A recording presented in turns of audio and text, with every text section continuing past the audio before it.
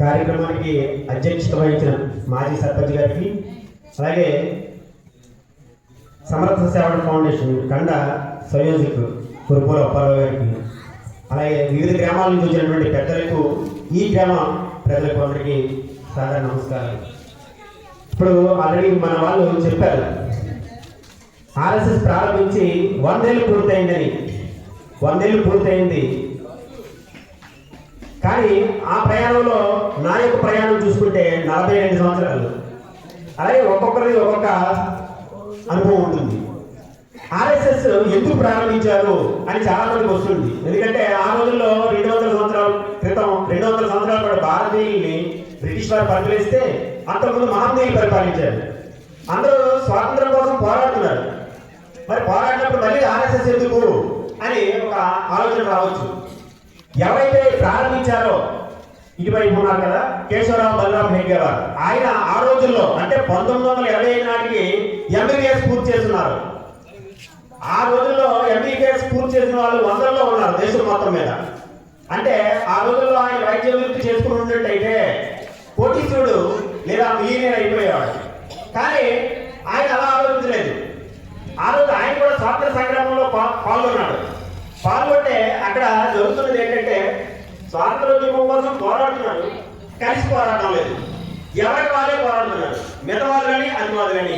మితవాదులేమో సంఖ్యాగ్రహాలు చేద్దాం, అతివాదులేమో ఉగ్రవాద కార్యకలాపాలు అలాంటివి చేసి మన బ్రిటిష్ వాళ్ళు తల్లిపడదాం అనే ఆలోచనలో ఉన్నారు. అలాగే అందులో కొంతమంది స్వాతంత్రులు కూడా ఉన్నారు.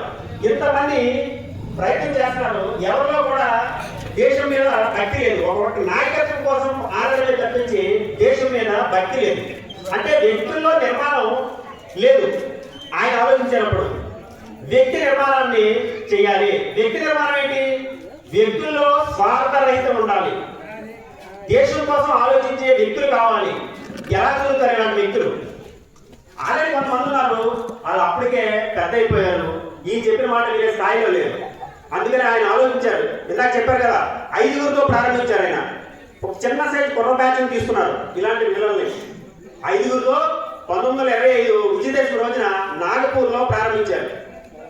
దేనికోసం ప్రారంభించారు? ఆయన్ని ఆ రోజుల్లో చాలా మంది అనుకుంటుండేవారు, ఏంటి 5 పిల్లలతో ఒక డాక్టర్ చదువుకున్న డాక్టర్ గారు ఇలా మాట్లాడుకోవడం ఏంటని. వాళ్ళకి తెలీదు 100 సంవత్సరాలు ఈ సంస్థ బతుకుతుందని. అప్పుడు నవ్వుకున్నప్పటికీ కూడా అలా నవ్వుతూనే కుర్రాళ్ళలో తెలివితేటలు వచ్చాయి. ఇప్పుడు తేజ చూడండి, మీ పక్క ఊరే, చిన్న వ్యక్తే, మీలాగే చాలా మంది కుర్రాళ్ళలాగే అతనికి ఏం తెలియదు దేశం గురించి. కొద్ది సంవత్సరాల క్రితం ఈ 2-3 సంవత్సరాల ప్రయాణంలో అతనికి దేశం అంటే ఏంటి తెలిసింది, మిగతా వ్యక్తులు అంటే ఏంటి తెలిసింది, దేశం కోసం ఏం చేయాలని తెలిసింది. అలా ఆయన తయారు చేసిన వ్యక్తులందరూ కూడా తయారయ్యారు.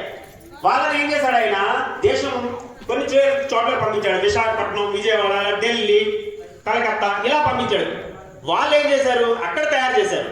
అలా దేశవ్యాప్తంగా తయారు చేశారు. ఆయన ప్రారంభించిన ఆయన 1925 నుంచి 1940 వరకు మాత్రమే ఉన్నారు. కేవలం 15 సంవత్సరాలు. తర్వాత ఆయన చనిపోయారు. ఆయన తర్వాత గురు గోల్వాల్కర్ వచ్చారు. ఆయన 1972 వరకు, అంటే 33 సంవత్సరాలు ఆయన ఆర్ఎస్ఎస్ కోసం తప్పించారు. తన శరీరాన్ని దారవోశారు. ఆయన కూడా ఒక ప్రొఫెసర్. ముందున ఆయన ఒక డాక్టరు, తర్వాత ఆయన ప్రొఫెసర్. 66 సార్లు దేశ పర్యటన చేశారు ఆయన. 66 సార్లు. దేశంలో 2 సార్లు పర్యటన చేయాలి.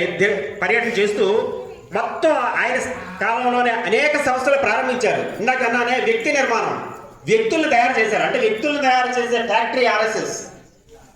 అంటే నిజాయితీ పనులు, దేశం కోసం, కుటుంబాన్ని వదిలి పనిచేయాలి. ముఖ్యంగా దేశం కోసం పనిచేయాలంటే నాకు పెళ్ళి అయింది, పిల్లలు పుడతారు, పిల్లలకి ఏదో సంపాదించాలి, ఇలాంటి ఆలోచనలు వస్తాయి. కుటుంబం ఉన్న తర్వాత మనలో చాలా మంది ఉంటారు, వాళ్ళకి దేశభక్తి ఉంటుంది, కానీ పూర్తి స్థాయిలో పనిచేయలేరు.